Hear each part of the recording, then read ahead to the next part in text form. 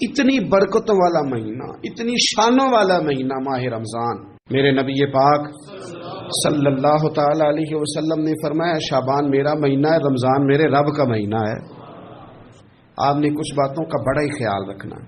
ایک تو آپ نے کوشش کرنی ہے نمازیں ذوق کے ساتھ پڑھی جائیں، یعنی ایک ہے کہ اوہو ٹانگیں نہیں اٹھ رہی اب تراویح کا ٹائم، نہ اس میں کجی ہے، اس میں تھوڑا سا نا ذوق کی کمزوری ہے۔ اٹھنا ہے تو شوق سے اٹھنا ہے، بھاگ کے اٹھنا ہے۔ آپ نے مسجد کے ساتھ دلچسپی پیدا کرنی ہے، کوشش کرنی ہے مسجد کی صفائی بھی رمضان میں ہمارے ہی سے ہی آئے، اپنے اپنے علاقوں کی مساجد کی صفائی، نماز شوق سے پڑھنی ہے، شوق سے۔ آپ نے رمضان المبارک میں کوشش کرنی ہے کہ آپ یہ کہیں کہ زیادہ سے زیادہ میں نہ دوسروں کو نواز سکوں، میں نہ چپکے سے پہنچوں کسی غریب کا، خود سے جاؤں اور رمضان سے پہلے جاؤں، تاکہ وہ پہلا روزہ جو اس نے رکھنا ہے نا وہ اسی لنگر سے رکھے جو میرے حصے میں آئے، اور اس کو اپنا موسم سمجھیں جس کی وجہ سے اللہ آپ کو ثواب دے رہا ہے، اس کو موسم سمجھیں جس کی وجہ سے اجر مل رہا ہے۔ اور کوشش کریں کسی کو کپڑا جوڑا سوٹ دینا ہے، کسی طالب علم کو، امام مسجد کو، کسی غریب کو، کسی بوڑھی اماں کو، اپنے کسی چچا کو، اپنے دادا کو تحفہ دینا ہے تو وہ بھی شروع رمضان میں دے، تاکہ وہ آسانی سے سلا لے، سلا کے پہن لے۔ رمضان میں ہم نے قرآن پاک سے پیار کرنا ہے، قرآن پاک سے پیار کرنا ہے، صبح بھی تلاوت، دوپہر بھی تلاوت، بچوں کو ذوق دلانا ہے، شوق دلانا ہے۔ ہم نے قرآن مجید رمضان شریف میں تراویح میں ذوق سے سننا ہے، کھڑے ہونا ہے۔ پھر رمضان المبارک کے اندر احساس ہم نے بہت زیادہ پیدا کرنا ہے، ہم نے دیکھنا ہے کہ میں کس جگہ میری ضرورت ہے، میں کس طرح کر کے کام آ سکتا ہوں، وہاں اپنی خدمات کو پیش کرنا ہے۔ پھر اس سے آگے آپ بڑھیں گے۔ رمضان شریف کے اندر سحری میں اٹھنا تو ہے نا جی، دہی لینے بھی جانا پڑتا ہے، دودھ لینے بھی کئی دفعہ جانا پڑتا ہے، تو اٹھنا تو ہے۔ تو ایسا نہ کریں کہ 10 منٹ پہلے اٹھیں، اٹھ کے پہلے تہجد کی نماز پڑھیں، وہ نماز جس کے بارے میں میرے نبی پاک علیہ السلام نے فرمایا جب بندہ تہجد کے لیے کھڑا ہوتا ہے تو رب اسے دیکھ کے مسکراتا ہے، جو اس کی شان کے لائق۔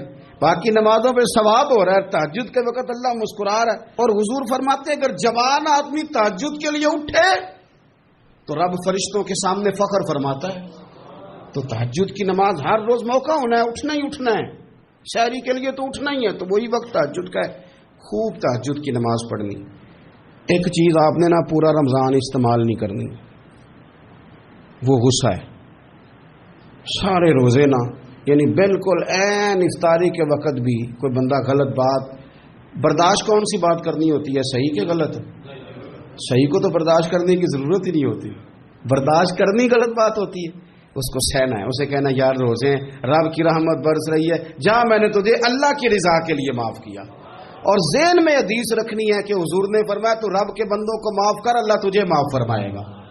رمضان شریف میں اور سعادت کے ساتھ اور پیار کے ساتھ، اور غیبت نہیں کرنی کسی کی بھی، کسی ادارے کی نہیں، کسی بندے کی نہیں، غیبت نہیں کرنی۔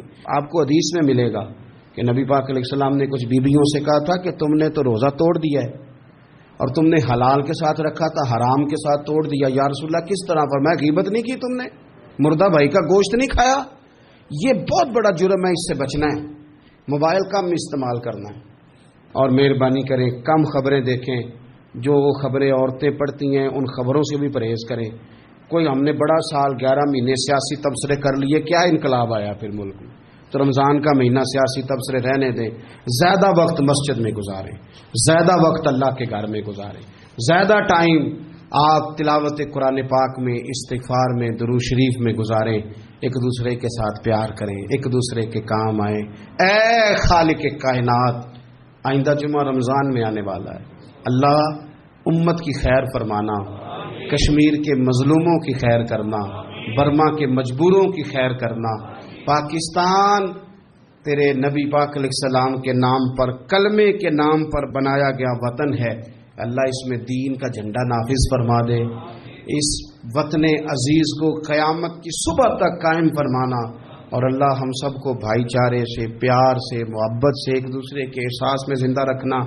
اس ماہ مقدس میں تو جن لوگوں کو معاف کرے گا ہم سب کے نام بھی اس میں شامل فرما۔